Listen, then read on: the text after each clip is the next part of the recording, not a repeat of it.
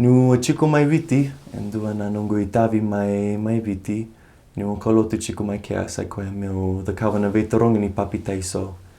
Ni sa via lewini lotu ongo, endu mai viti, endondonu mo the kawan duana veitorongi me kila ke wakaiko sa kili ke wakaiko sa mbulawa ndondonu mo papi taiso rao mo teki vu no mu bulavo kila. Ona numa endua na veitorongi awa lako ve endua o koe endua na tamata vega nakasaranga.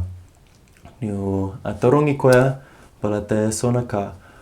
Sa chiko e sonaka me nona bula e singini e liusara o koea the kawa sonaka e singini vanaka. A o reitha mai na matana o koea a wakila na rarawa na vukuni kaongori. O koea kila e singini vanaka na o koea the kawa. O koea via vevu tuni mai na kaongori. Niu o reithi koea wakatusa ve au, o koea ngai wakatusa ve endua tali sa chiko e daki mai ve au. O a reitha mai na matana sa lako mai endua na rarama. Endua na rarama mbalati o koea mbiuta na ka dhaongori enda kuna o koea via tosu kiliu.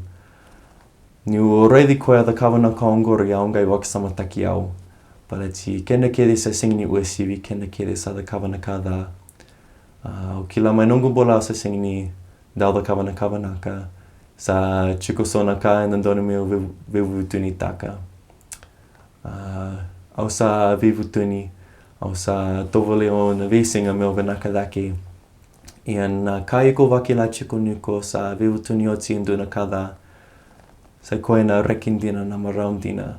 I ko rau ni wakila chiko na lalomu ni kalo. Niko mbiuta nduna ka dha mai na da kumu. Niko wakavanaka taka na kaongori ngai tosa kiliu. Na tamata koe au a the kawa na veitorongi ki koea. Ni koea sa a vevu tuni taka oti na kaongori.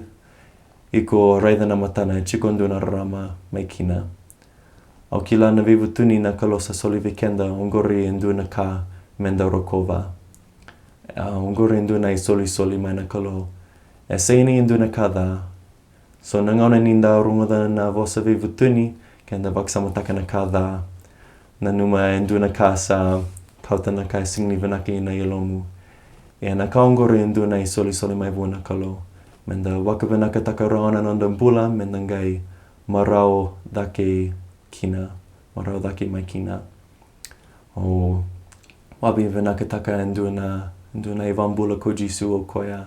A mate na vukunda menda vevu tuni rawa. Ninda sa so tawa na lenga, ninda sa via vevu tuni, kenda raoni na numa o Jisu sa kila na yelonda. O koea sa kila oti na I totongi ni I walavala dha mbalati o koea wakarao taka na vukunda. Wakarao taka na vukuni nonda I walavala dha. E na donu menda wakina taka na I soli koea mai ve koea.